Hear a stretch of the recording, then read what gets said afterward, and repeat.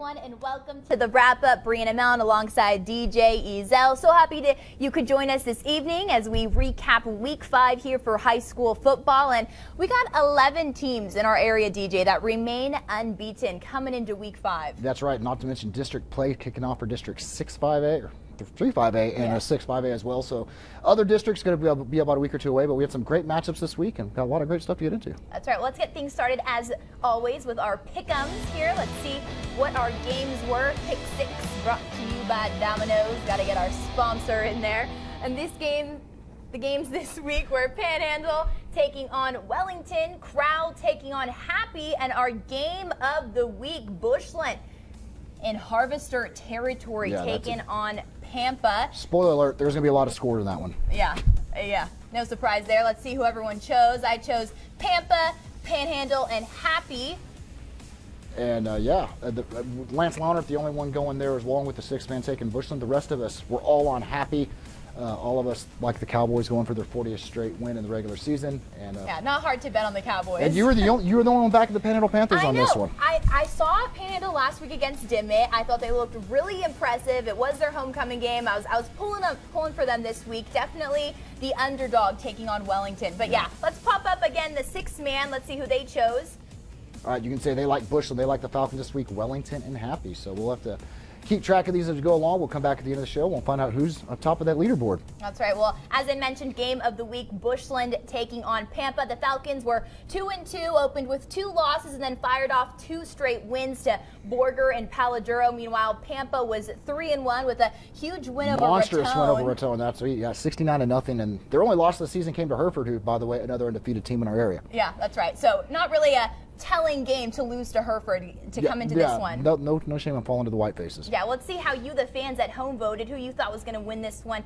56% had the Falcons on the road against the Harvesters. They were the opposite of us. They and Lance Launert liked the road team, while the rest of us went with the home team. Let's see how it turned out. Now let's take you out to the Harvester Stadium here. Nice establisher. I like that. Old Pampa Harvester P there on the football. All right, we're going to pick this one up in the first quarter. Colton Moore runs it in for the 20-yard down the sideline. PAT would be no good. 6-0 Falcons. Staying in the first now. Pampa's Brandon Stewart. He's got an arm. Leading the state in passing yards. Darius Williams on the other end of this one, setting up for the touchdown. Now it's 21-14 still in the first. Stewart going to find Darrell Fields in the corner for the touchdown. We knew it was going to be a battle back and forth between Brandon Stewart and Colton Moore. Yeah, we're going to stay in the first quarter here now. Colton Moore going to show off what he can do. Little trickeration there on the double pass. They're going deep with a wide open target. Going to make it 28-14 Falcons. Still our score. Colton Moore avoids look at that. Avoids the sack. Finds Spade Phillips in the end zone. Oh, severe hit there as well. Makes it 35-14 at the half. And Bushland would get the win in this one, 56-49. What a shootout.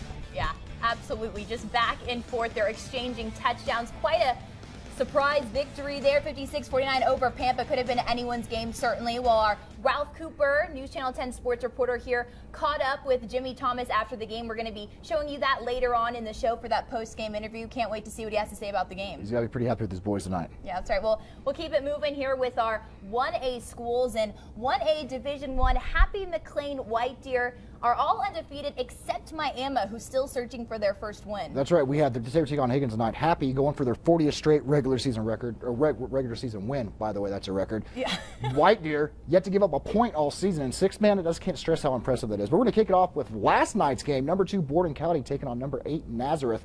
Both of those teams undefeated coming into it as well. That's right. Pick it up here. Peyton Burkett going to take the snap and pitch to Trace Ritchie, who runs for the 14-yard touchdown as the Coyotes go up 8-0. Now the snap here is going to be fumbled, and Burkett picks it up and throws to, that wasn't a throw, but it's a pickup here, and Ritchie, he runs it in for the 12-yard score. Way to recover from a fumble there. Yeah. Now more here from Borden. Marquette pitches to Nick Prowlix, who takes it 16 yards for another TD. He's on the prowl. Now Jake Gerber, some swift action, takes a snap, pitches to Trayton McLean, who throws it deep, but it's picked off by Trace Ritchie. What a game Ritchie had last night.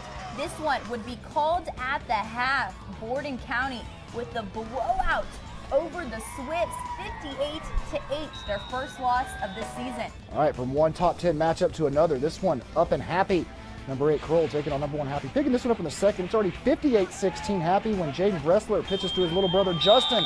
He takes it in for the 11-yard score. 2-point conversion was good. Family affair out there. Then the ensuing drive, Michael Reeves, he's going deep, trying to get Kroll in this somehow, but he's picked off by Dalton Gray, setting up the Cowboys. Setting him up, they did. The very next play, Colton McCarley going to get the pitch. He doesn't really even need blockers out there because he's just going to outrun everyone to the house. It's a treadmill. Yeah, a big treadmill. And he's just looking in the rear view. So that's another touchdown as Happy would get the win in this one on the mercy rule, 74-16. A low-scoring game there for Happy, actually. Yeah, they put 100 on him last year, so that's any comparison. Well, let's go now to LaForce taking on McLean. LaForce down 46-6. We'll open up here with a bad snap for the Pirates. And it's scooped up and scored by Ben Crockett for the Tigers. McLean all over LaForce night, 54-6. All right, let's Continue keep it with going. more Crest 1A taking on White action. Deer. Picking up scoreless in the first for White Deer. Surprising. Gage Freeman. He's going to get the pitch here. He's going to cut back. Whoop. Oh, that's a nice stiff arm there. Oh, that's another nice stiff arm. This time he has blockers. He don't need them. 65 yards to the house, 8-0 White Deer. Still that score now when Peyton Freeman going to take the snap. Pitches it back to Kason Vigil. Yeah, that's not as far. It's still just as many points. 20-yard touchdown there. Makes it 16-0 White Deer. Later, Freeman going to hand off to Gage Freeman. You know what? Another touchdown for the Bucks. 23-0. They are rolling. That's our same score now when Cooper By going to take the snap. He's hit by Dalton Cotton. Picked off by Drake Damron, who scores on the pick. Makes it 30-0, 9-0 White Deer. Guess what? Another shutout for the Bucks. 61-0 White Deer. Impressive. Yet to give up a point all season. White Deer defense of the country here, right? How do you play 6-man and not give up a point? Because you play some great D. Incredible. Let's keep it moving. Now Groom taking on Follett. Pick it up here in the second quarter. Follett leading 36-0, and it's a quick snap from Fabian Gordio. His line gives him a huge hole as he strolls into the end zone for another Follett TD. Now, more here in the second quarter. Louis Loya fumbles the snap, somehow scoops it up and bombs it to Dylan Howard for the touchdown. What a play. Then a few plays later, Groom on their own 15-yard line. Tyler Cox takes a snap, hands it off to Corbin Ruthart, who gets sandwiched between Taylor Russell and Fabian Gordillo. And Follett all over Groom, 59-6. All right, let's check out some of the scores from around 1A. All right, you can see there, Hart falling to Wellman Union, 54-7. Miami gets that first win of the season over Higgins, 43-38. Congratulations, Warriors. Let's keep it rolling. Silverton, well, that game was canceled against Rule, and Paducah falling to Valley. Valley, big way to come back, 54-6 for the Patriots. And this one here, Lasbuddy, tight score there over Headley, getting the win, 35-28.